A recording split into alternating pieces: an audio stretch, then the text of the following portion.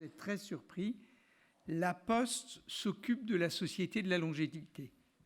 Puisque pour vous, j'en suis sûr, la Poste s'occupe des lettres et des colis. C'est vrai, c'est vrai.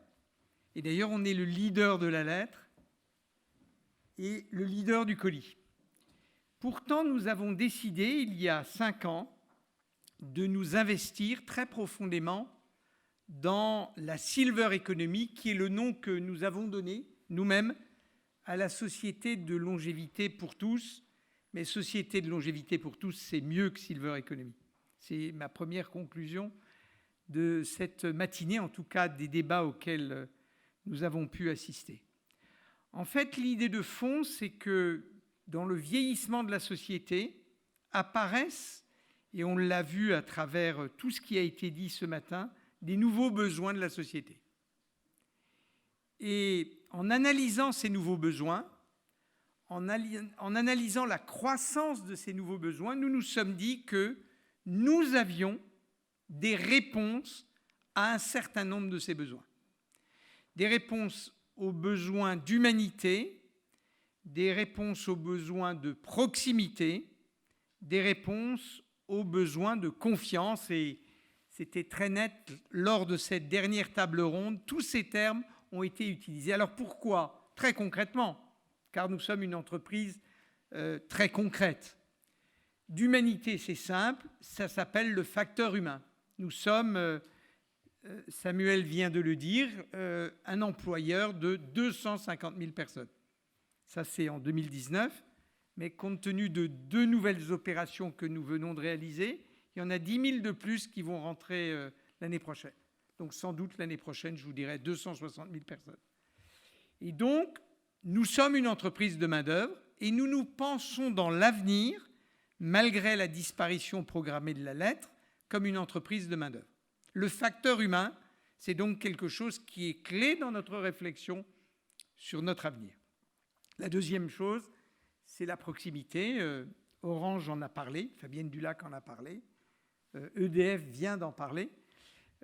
Nous sommes un acteur de proximité puisque en ce moment même, il est 1h moins 10, il y a encore 70 000 factrices et facteurs qui parcourent avec des voitures jaunes, mais pas que des voitures jaunes, à pied aussi, la totalité du territoire français. Et qui vont non seulement mettre des messages, des imprimés publicitaires, des journaux, des colis, dans 26 millions des 36 millions de boîtes aux lettres. On ne distribue pas toutes les boîtes aux lettres parce que tout le monde ne reçoit plus du courrier tous les jours, mais qui auront l'occasion de rencontrer directement, physiquement, 2 millions de personnes. Nous sommes donc des spécialistes de la proximité. Enfin, la confiance, ça c'est assez simple. Vous avez toutes et tous confiance dans la Poste. Grâce à nos 6 siècles d'histoire, et surtout grâce aux femmes et aux hommes qui incarnent la Poste, c'est-à-dire les factrices, les facteurs, les conseillers bancaires, les chargés de clientèle, enfin tous ceux qui font la Poste.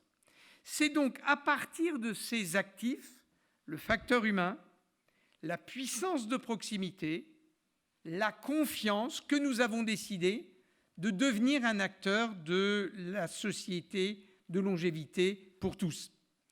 Et nous avons donc, car nous sommes une entreprise, non seulement construit une stratégie, c'est-à-dire une vision, nous mettre au service de millions de personnes, vraiment, mais aussi, en appui de cette vision, des services.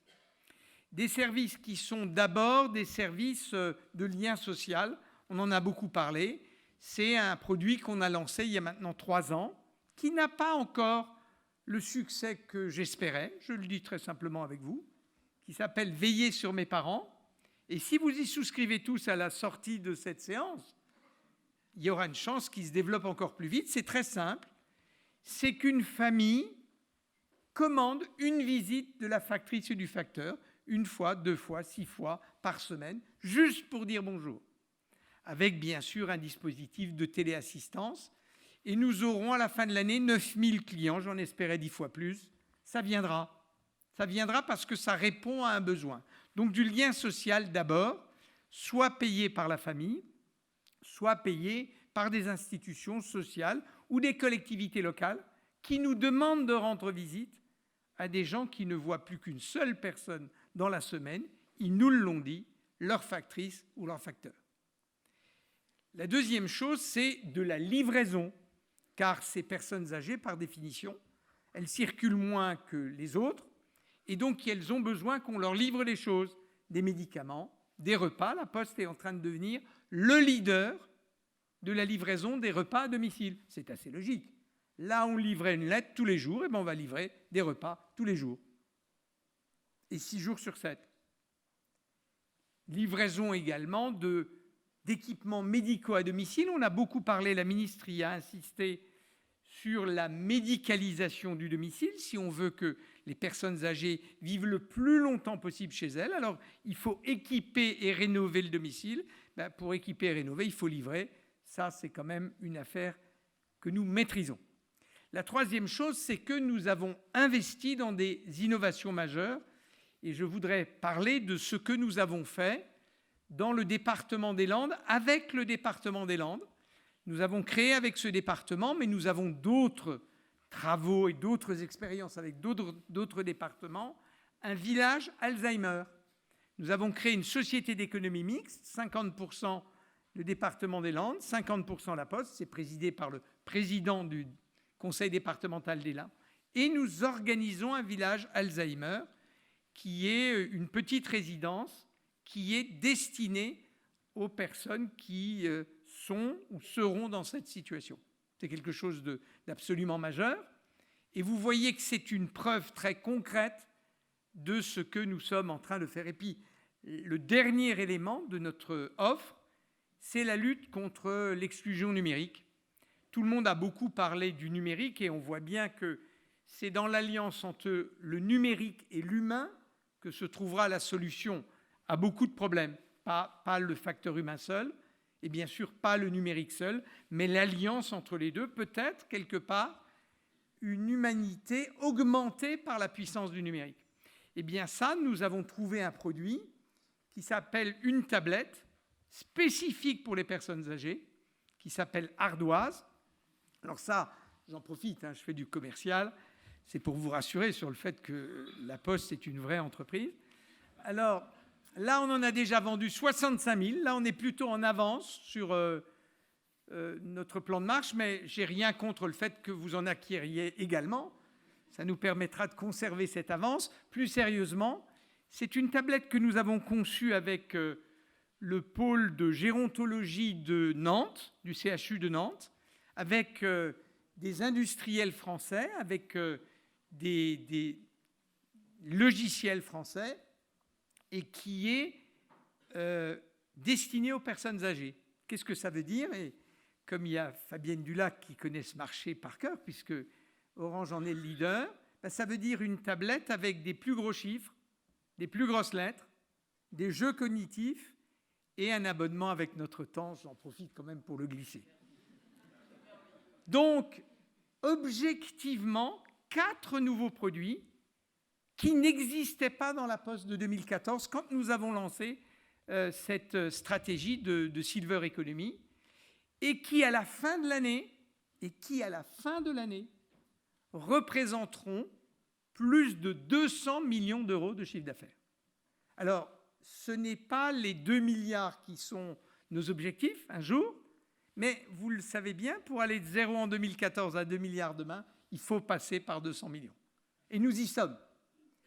Et nous pensons, et je crois que tout ce qui a été dit ce matin le montre, que les besoins vont devenir absolument considérables.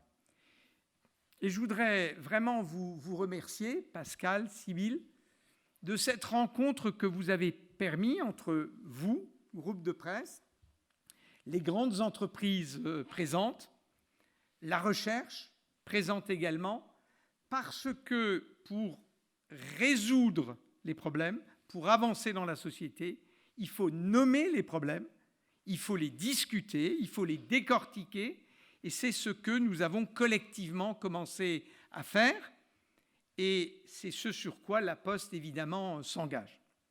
Enfin, je voudrais terminer sur un autre sujet qui est un sujet plus interne à la Poste, mais parce que à la fois la ministre en a parlé, et je crois que c'est également une préoccupation de Bayard, c'est ce que nous faisons pour nos aidants.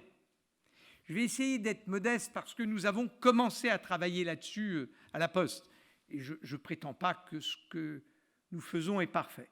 Simplement, comme nous avons 250 000 salariés, comme nous avons un modèle social très protecteur, ça veut donc dire que notre force de travail vieillit, puisqu'on ne licencie pas à la Poste, on réadapte, on restructure, on recycle nos salariés.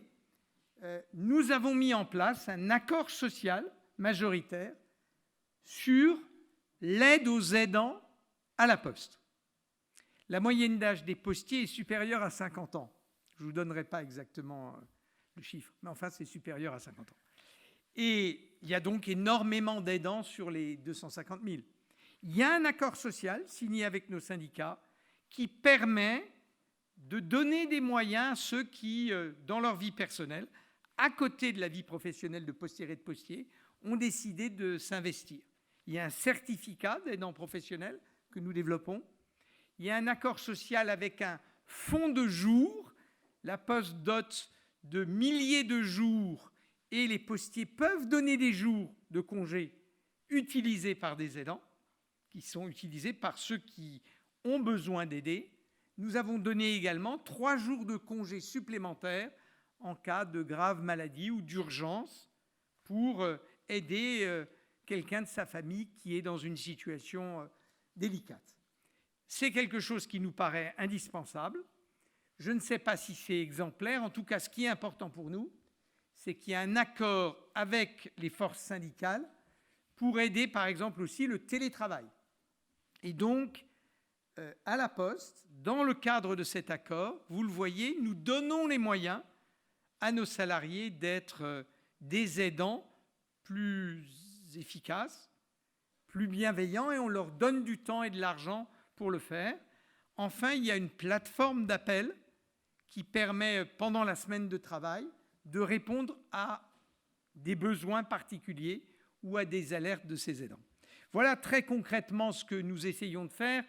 Si j'ai eu l'occasion de vous en parler, et si j'aime vous en parler, c'est que c'est un peu contre l'image nostalgique et affective que vous avez de la Poste. L'idée d'une entreprise qui se résoudrait à son objet mythique et historique, la lettre, c'est de moins en moins vrai. Nous n'avons collectivement envoyé que 9 milliards de lettres cette année. Je le dis pour que vous soyez un peu culpabilisés quand même. C'était quand même 18 milliards en 2008. C'était quand même 18 milliards en 2008. Eh bien, vous le voyez, nous avons trouvé de nouvelles raisons d'être. C'est devenu une unité d'affaires dynamique. Et d'ailleurs, c'est une femme qui est sa patronne. Elle est dans la salle. Elle s'appelle Delphine Mallet. Et c'est elle qui dirige cette nouvelle activité. Vous avez compris quel était son objectif de chiffre d'affaires tout à l'heure. Elle aussi d'ailleurs.